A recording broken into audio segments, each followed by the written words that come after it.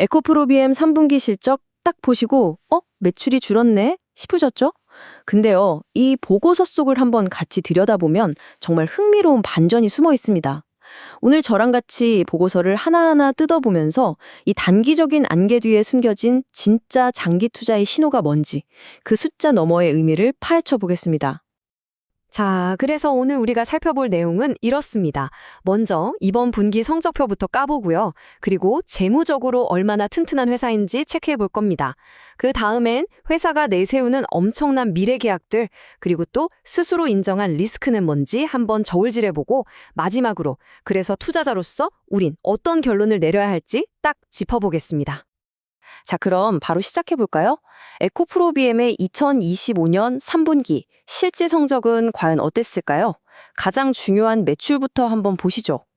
보시면 가장 먼저 눈에 띄는 게 바로 이거죠. 매출이 줄었습니다. 직전 분기에 2조 3천억 원이었는데 이번엔 2조 원을 겨우 넘겼어요. 솔직히 시장 기대치에 비하면 좀 아쉬운 숫자죠. 아니, 대체 왜 이렇게 매출이 꺾인 걸까요?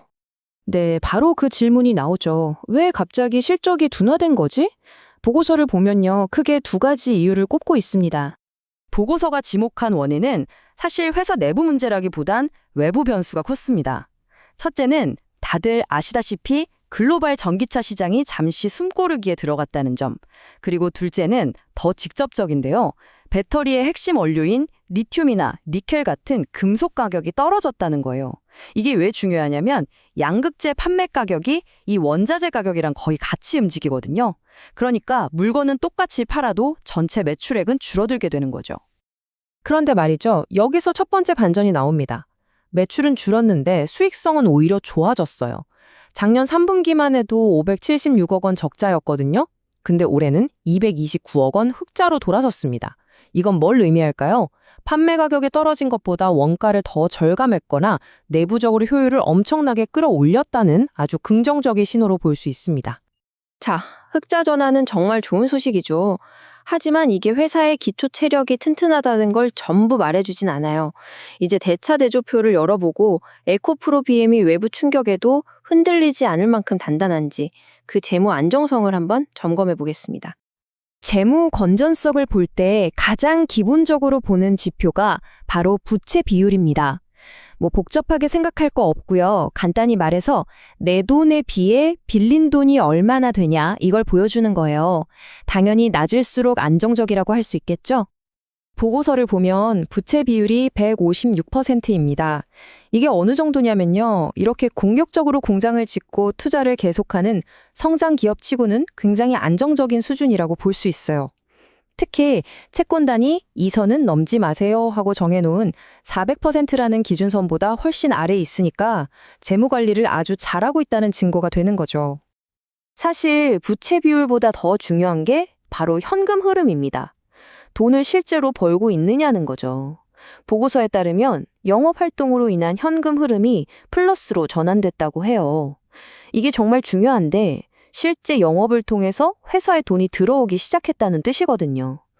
이렇게 대규모 투자를 계속하는 와중에도 현금을 만들어내는 능력을 보여줬다는 건 정말 긍정적인 신호입니다. 자, 그럼 이렇게 안정적인 재무 기반 위에서 에코프로 BM이 앞으로 뭘 믿고 나아가려는 걸까요?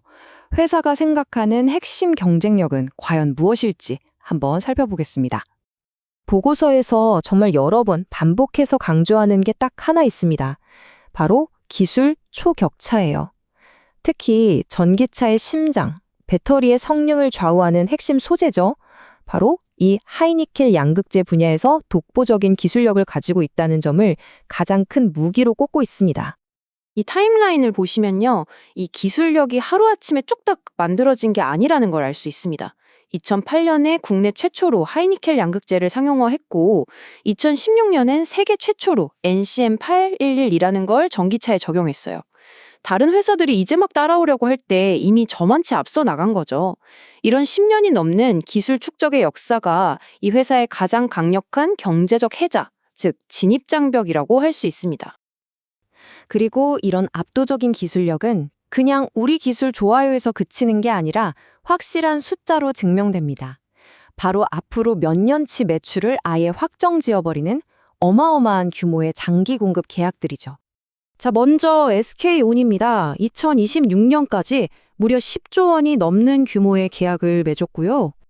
그리고 진짜는 이겁니다. 삼성 SDI와는 2028년까지 자그마치 44조 원에 달하는 계약을 체결했습니다. 와, 정말 압도적인 규모죠. 사실상 이 두 계약만으로도 앞으로 몇 년 동안의 실적은 거의 보장된 거나 마찬가지입니다. 이게 바로 투자자들이 이 회사에 주목하는 가장 확실한 이유 중 하나일 겁니다. 하지만 투자는 항상 동전의 양면을 봐야죠. 좋은 점만 볼 수는 없습니다. 사업보고서에는 의무적으로 회사가 마주한 위험 요인들도 솔직하게 적어야 하는데요. 한번 살펴보겠습니다. 보고서가 스스로 인정한 리스크는 크게 4가지입니다. 첫째, 전기차 시장이 안 좋아지면 우리도 힘들다. 둘째, 매출의 90% 이상이 삼성 SDI랑 SK온 딱 두 회사에서 나온다. 셋째, 원자재 가격이 널뛰게 하는 건 우리가 어떻게 할 수가 없다. 넷째, 미국의 IRA 같은 정치적인 변수도 있다. 물론 회사도 이걸 다 알고 있고 고객사를 늘리거나 해외에 공장을 짓는 식으로 대응하겠다고는 합니다. 하지만 특히 저 고객 의존도 문제는 투자자라면 앞으로도 계속해서 지켜봐야 할 가장 큰 숙제이자 아킬레스건이라고 할 수 있겠습니다. 자, 이제 거의 다 왔습니다. 지금까지의 정보들을 한번 정리해보죠. 단기적으로는 주춤한 실적, 하지만 속을 들여다보면 튼튼한 재무구조, 그리고 미래를 보장하는 엄청난 장기 계약과 명확하게 존재하는 리스크들. 이 모든 걸 종합했을 때 투자자인 우리는 과연 어떤 판단을 내려야 할까요? 결국 질문은 딱 하나로 모아집니다. 지금 눈앞에 보이는 실적 둔화라는 단기적인 역풍에 주목할 것인가? 아니면 그 너머에 있는 독보적인 기술력과 50조 원이 넘는 확정된 미래 매출이라는 장기적인 가치에 베팅할 것인가? 이 질문에 대한 여러분 각자의 답이 바로 에코프로 BM에 대한 투자 결정을 이끌어낼 거라고 생각합니다.